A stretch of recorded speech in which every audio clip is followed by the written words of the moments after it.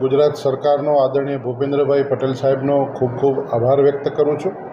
કે કચ્છ જિલ્લાના શિક્ષકોના ઘટની સમસ્યાને સમજીને એમણે આજે સકારાત્મક રીતે જે નિર્ણય લેવાયો છે એના માટે હું આવકારું છું અને ખૂબ ખૂબ અભિનંદન સાથે આભાર પણ વ્યક્ત કરું છું સમગ્ર કચ્છ વતી। કચ્છ જિલ્લો એક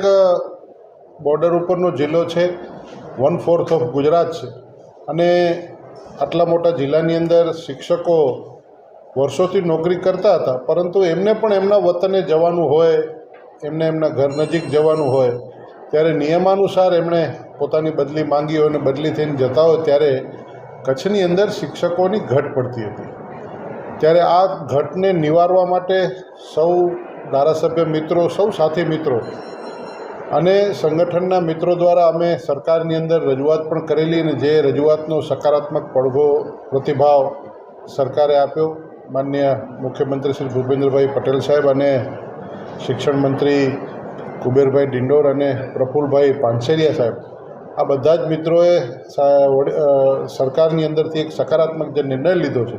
એ પૈકી રૂટીન ભરતી તો થશે, પણ એ ઉપરાંત ધોરણ 1 થી 5 માટે 2500 શિક્ષકોની ભરતી અને 6 થી 8 માટે 1600 શિક્ષકોની ભરતી, વધારાના 4100 શિક્ષકોની ભરતી કચ્છ જિલ્લા માટે થશે, જે રૂટીન ભરતીથી ઉપરાંતના છે, જેની અંદર કચ્છના સ્થાનિક લોકોને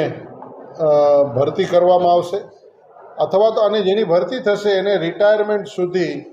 ત્યાંથી બદલી કરવામાં નહીં આવે। એટલે જે કચ્છની જે શિક્ષકોના ઘટની સમસ્યા છે